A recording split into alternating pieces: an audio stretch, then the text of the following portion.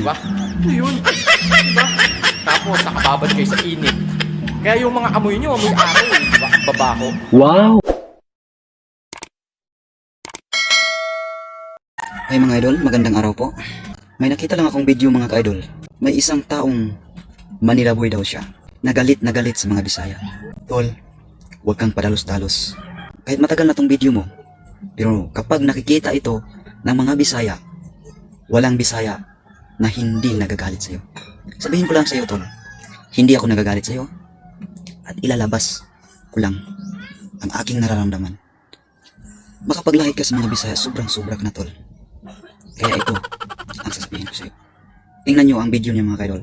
Hindi katulad yan sa inyo, sa Kabisayaan. Ang mga tinitira ko dyan, mga binubuhat nyo dyan, graba, Be! simento, hollow blocks, yung mga sakong bigas, diba?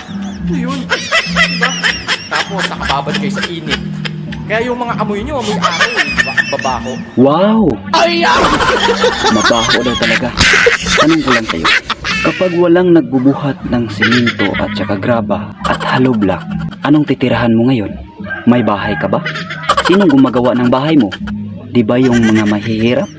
Yung mga taong nagbubuhat ng simento, graba at saka hollow block? At sinasabi mo pa na ang binubuhat ng mga Bisaya ay bigas. Isang sakong bigas.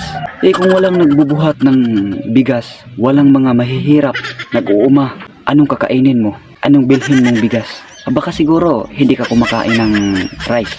Siguro palaging kinakain mo lechon. Makapaglait ka sa mga Bisaya, para kang sino? Sabi mo pa mabaho raw ang mga Bisaya. Eh ikaw mabango? Mabango ba yun?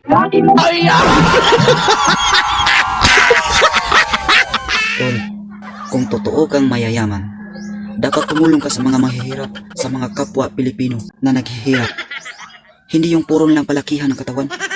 Hindi yan nakakatulong sa iyong kapwa Pilipino na naghihirap. Kung totoo kang mayayaman, dapat ginagawa mo yun.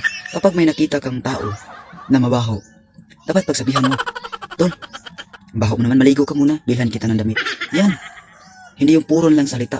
Kaya mga ka-idol, tingnan nyo ang full video na at doon nyo makikita at maririnig ang lahat ng sinasabi niya na masasakit. Sa mga kapwa Bisaya dyan, i-search nyo lang, bakit payat ang mga Bisaya? Yan mga ka-idol, tingnan nyo ang video niya. Kayo na ang humusga mga idol. Mga kapwa ko Bisaya dyan at sa mga nasa Maynila.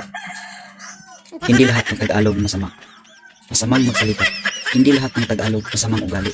Meron ding mga Tagalog na malambot ang puso. Pagdating sa mga mahihirap ay kanilang tinutulungan. Hindi katulad niya na parang walang awa. Kaya yon. Maraming salamat mga kaidol. At huwag niyong kalimutang mag-subscribe, mag-like, mag-share mga kaidol. Paki-share na lang mga kaidol para makita ito sa lahat ng mga Bisaya na sa ibang bansa mga kaidol. Para makita po ito ng iba kung gaano kasakit magsalita to si Haring Bangis. Ngis-ngis. yan mga kaidol. Ito po si Boy Nansoy. Maraming salamat po. Bye bye.